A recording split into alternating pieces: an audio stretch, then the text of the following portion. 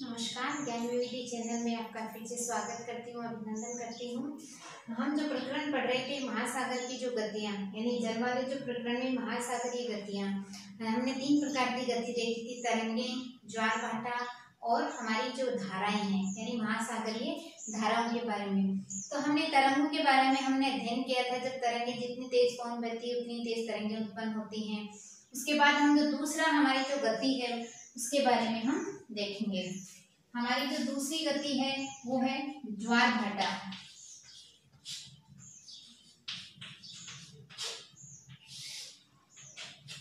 ज्वार भाटा के बारे में यदि हम देखें कि ज्वार भाटा क्या है, तो ज्वार भाटा के बारे में देखें तो दिन में 2 बार, यदि हम बात करें दिन में 2 बार नियम से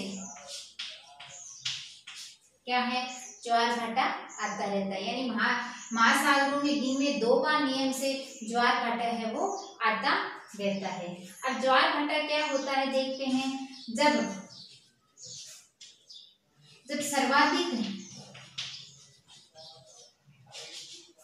सर्वाधिक सतह से उठकर जल तट के बड़े हिस्सों को यदि डुबो देता है, जो तटीय क्षेत्र इसके बड़े हिस्सों को क्या करता है, हिस्सों को डुबो देता है, तो उसे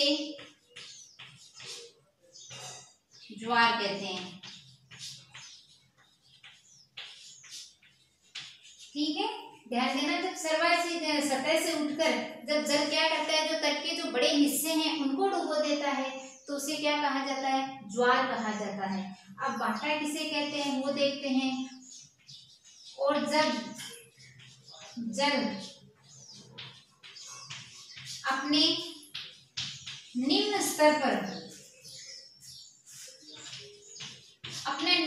पर आता है तथा तट से पीछे चला जाता है, तट से पीछे चला जाता है, तो उसे भाटा कहते हैं।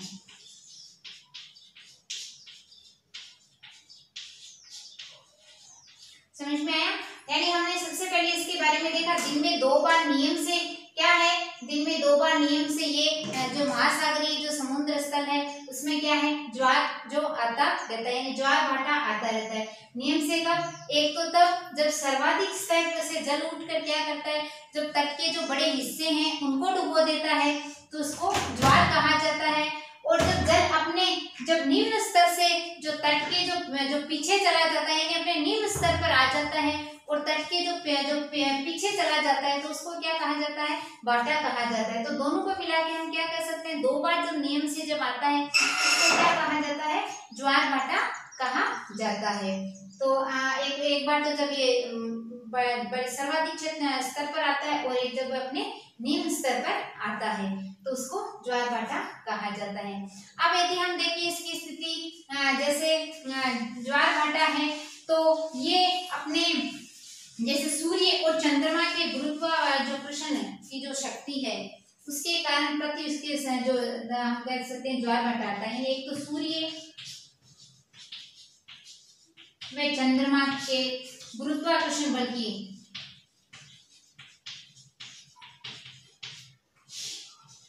गति के कारण या बल के कारण क्या होता है, ये ज्वार भाटे पृथ्वी जो की सतह पर आते रहते हैं। क्योंकि जब हम देखते हैं जब सूर्य और जब चंद्रमा जब क्या होते हैं, सूर्य पृथ्वी और चंद्रमा जब एक सिध में होते हैं, लाइन में होते हैं, मान लो यदि हम देखें इसका उदाहरण, मान लो ये सूर्य है, ये क्या है, सूर्य, और ये हमारी पृथ्वी और इसके सीध में यहाँ पर चंद्रमा।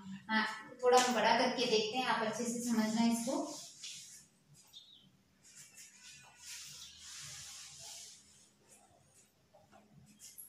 जैसे ये सूर्य है और ये हमारी जो पृथ्वी है और ये हमारा चंद्रमा है। तो सबसे पहले सूर्य पृथ्वी और चंद्रमा। कभी स्थिति कैसी बनती है? सूर्य,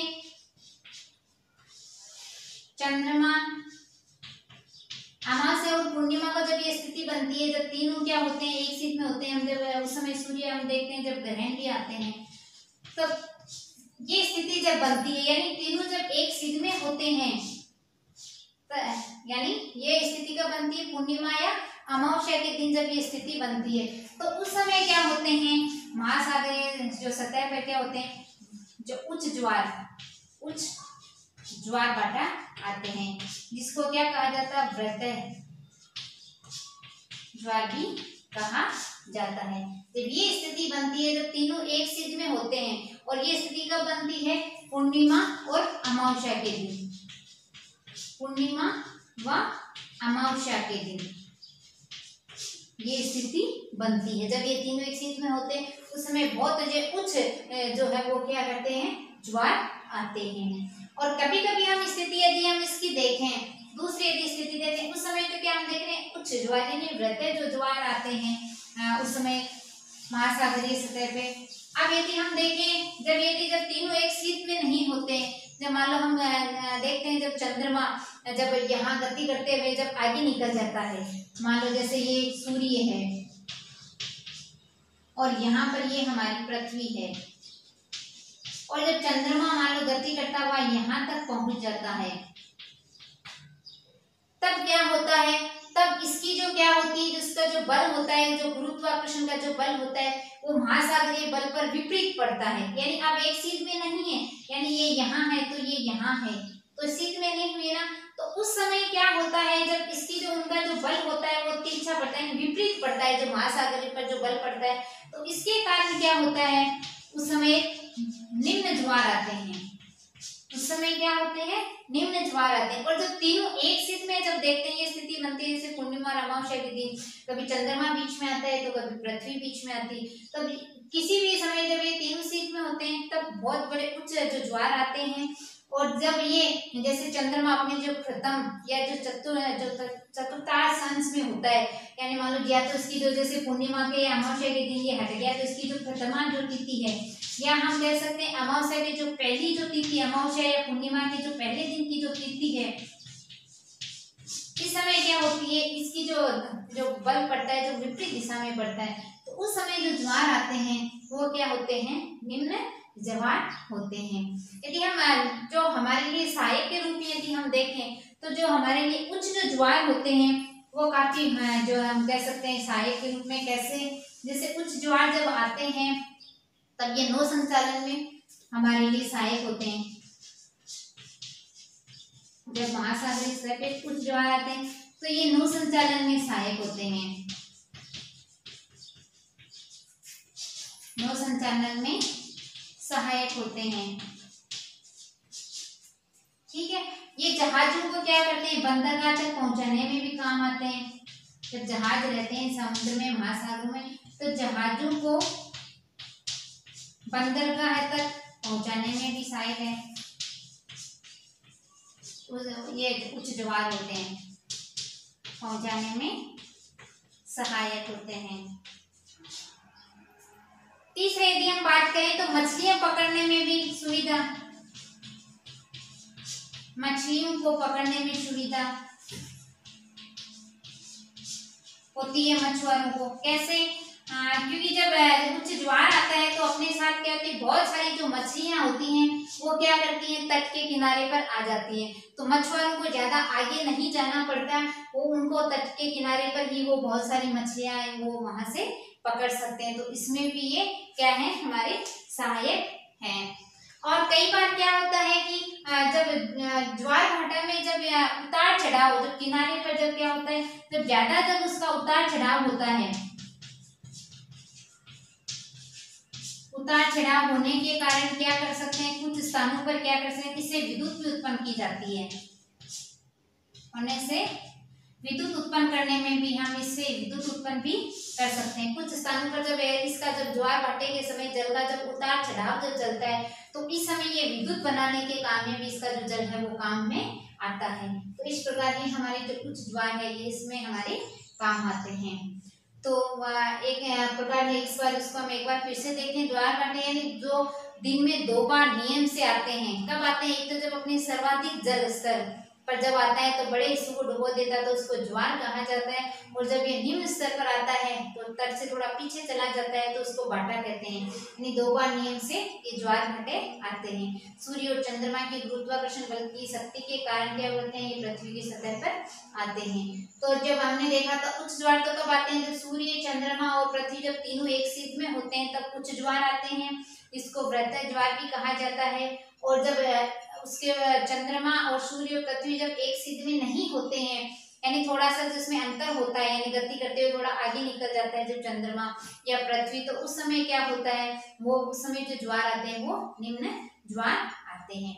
अगली हम इसकी जो महासागर की जो गति है उसके बारे में देखते हैं। अगली गति हमारी थी धाराएं, यानी महासागरीय धाराएं।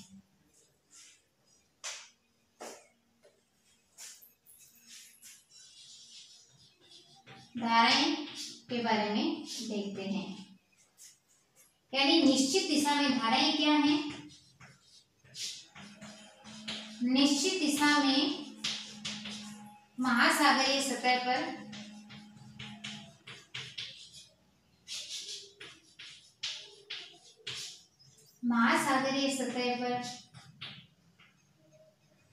नियमित रूप से चलने वाली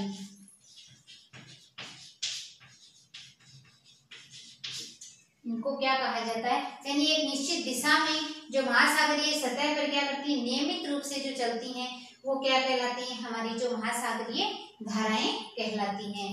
इन महासागरीय जो धाराएं इनको हम 2 में बांट सकते हैं। एक तो है हमारी 2 भाग में, एक तो है गर्म धाराएं, 2 प्रकार हैं इसके, और दूसरी है जो है हमारी ठंडी धाराएं।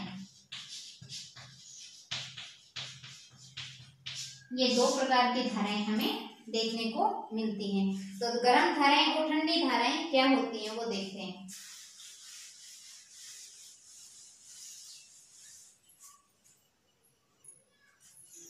सबसे पहले यदि हम देखें गर्म धाराएं,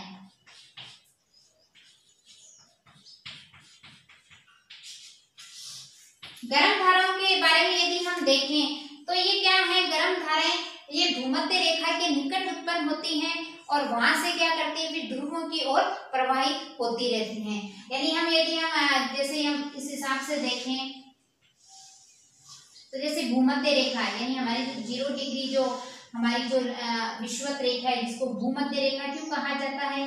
क्योंकि ये भू के बीच में है, यानी आधी इधर है तो एकदम बीच में, तो इसको क्या कहा जाता है? भूमध्य रेखा कहा जाता है। तो इस भूमध्य रेखा के निकट ही उत्पन्न होती हैं। तो ध्यान देना, ये भूमध्य रेखा के निकट उत्पन्न होती हैं। भूमध्य रेखा के निकट उत्पन्न होती हैं।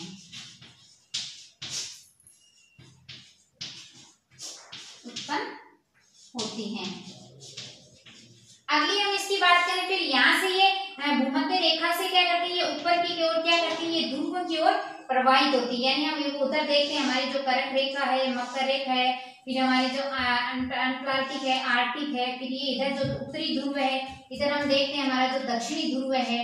तो ये जो ध्रुवों की तरफ जब ये बहती है तो ये क्या करती है? भूमध्य रेखा के निकट उत्पन्न होती है, उसके बाद ये ध्रुवों की ओर प्रवाहित होती है। ध्रुवों की ओर प्रवाहित होती है। कौन सी धाराएं? जो हमारी हम गर्म धाराएं के बारे में बात कर रहे हैं, तो ये ध्रुवों की ओर यहाँ से ये प्रवाहित होती रहती। उदाहरण के रूप में यदि हम इसकी बात करें, जैसे कौन सी जो गर्म धाराएं हैं उसके बारे में यदि हम बात करें, तो उदाहरण है इसका गल्फ स्ट्रीम। गल्फ स्ट्रीम धाराएं, ये है जो हमारी जो गर्म धाराएं, इसके बारे में हम बात करें। अब यदि हम ठंडी धाराएं कौन सी होती है, ठंडी धाराओं के बारे में बात करते हैं, जिसको हम शीतल धाराएं भी हम कह सकते हैं। उसके बारे में देखते हैं। दूसरी है हमारी शीतल धाराएं, या हम कह सकते हैं इसको ठंडी धाराएं। ठंडी धाराएं की बात करें तो ये इसके विपरीत हमें दिखाई देती है। जैसे हमने देखा था गर्म धाराओं को ये भूमध्य रेखा से क्या करती है, ध्रुवों की ओर प्रवाहित होती है। जैसे हमने देखा था ये हमारी जो 0 डिग्री विषुवत रेखा है, जो भूमध्य रेखा है, और ये हमारे जो उत्तरी ध्रुव है और ये हमारे जो दक्षिणी ध्रुव है। तो ये जो रेखाएं हमने देखा थी गर्म धाराएं, तो ये इधर से चलती हैं, जबकि भूमध्य रेखा से जो ठंडी धाराएं हैं वो जो ध्रुवों से क्या करती हैं, उष्णकटिबंधीय क्षेत्रों की ओर प्रवाहित होती हैं। यानी ये ध्रुव है तो ये इधर जो है ये इधर ध्रुवों की से ये भूमध्य रेखा की तरफ आती है, हम कह सकते हैं जो उष्णकटिबंधीय क्षेत्रों की तरफ आती है। तो ये हम कह सकते हैं ये ध्रुवों की ओर, ध्रुव या हम कह सकते हैं वह अक्षांशों से उष्णकटिबंधीय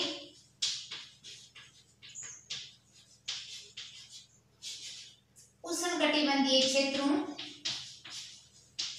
की ओर प्रवाहित होती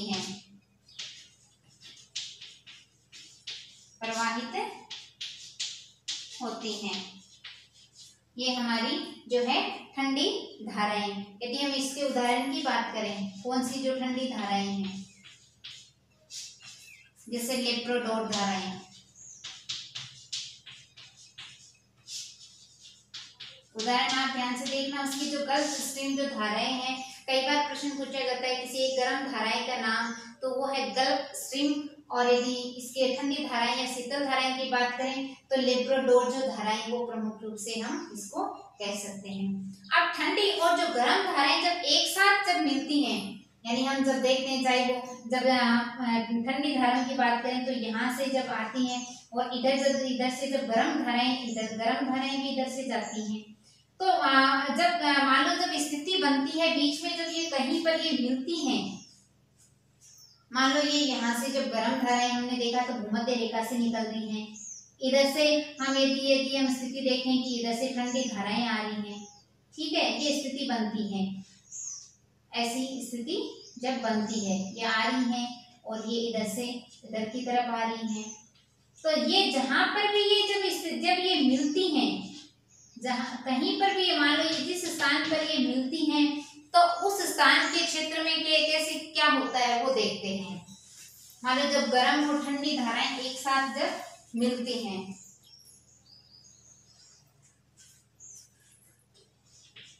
गर्म व ठंडी धाराएं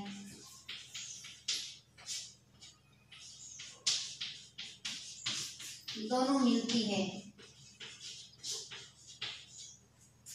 तो वह क्षेत्र विश्व भर में किसके लिए प्रसिद्ध होता है? विश्व भर में मत्स्य नक्षत्र के लिए,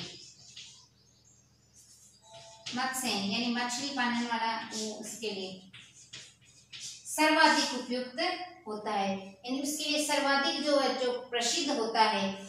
जहां पर गर्म व ठंडी धाराएं मिलती है वो क्षेत्र विश्व भर में जो मत्स्य जो क्षेत्र के लिए प्रसिद्ध होता है। यदि हम उसके लिए उदाहरण की बात करें, उदाहरण जैसे जापान के आसपास का क्षेत्र,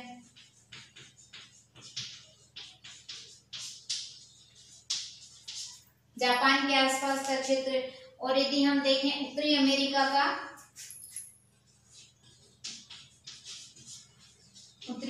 के कुछ क्षेत्र हैं,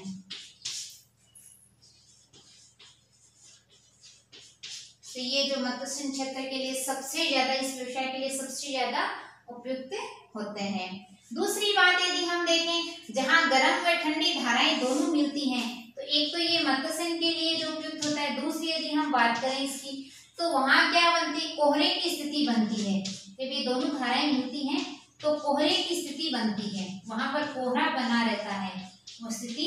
जैसे हमें सर्दियों में जब कोहरा देखने को मिलता है शीत जो ऋतु में, तो वहां इसमें भी जब गर्म और ठंडी धाराएं जब एक साथ मिलती है तो कोहरे की स्थिति बनती है। जिसके कारण क्या होता है, वहां नौ संचालन में बाधा उत्पन्न होती है। जो नौकाएं चलती हैं उनमें समस्या आती है, जो नौ संचालन में बाधा उत्पन्न होती है। ये नौ संचालन में बाधा उत्पन्न होती है। तो ये हमारी जो है, जो हमने पढ़ी थी धाराओं के बारे में, यानी दो प्रकार की धाराएं हैं जो निश्चित जो दिशा में एक नियमित रूप से महासागरीय सतह पे चलती हैं, उसको क्या कहलाते हैं, धारा। ये दो प्रकार की, एक तो गर्म धाराएं जो भूमध्य रेखा से ध्रुवों की ओर चलती हैं, और दूसरी हमें देखिए ठंडी धाराएं जो ध्रुवों से जो उष्णकटिबंधीय क्षेत्रों की ओर प्रवाहित होती है। तो ये हमारी जो धाराएं थी, उससे पहले हमने जो ज्वार भाटे का अध्ययन किया, तो दोनों को एक बार इसको देखना और समझना। इस तरह आज का हमारा ये जो प्रकरण है जल वाला, उसका जो आज हमारा यहीं पर संपूर्ण हुआ। इसमें सबसे पहले हमने जो जल के बारे में पढ़ा, जल चक्र है। उसके बाद हमने जो जल का जो वितरण है, किस प्रकार वितरण जल का, वो देखा। उसके बाद महासागरीय जो गतियां हैं, तरंगे हैं, ज्वार भाटा और महाधाराएं हैं, उसके बारे में अध्ययन किया। तो इसको एक बार आप देखना और समझना। अगला वाला प्रकरण हम कल करेंगे। तब तक के लिए नमस्कार।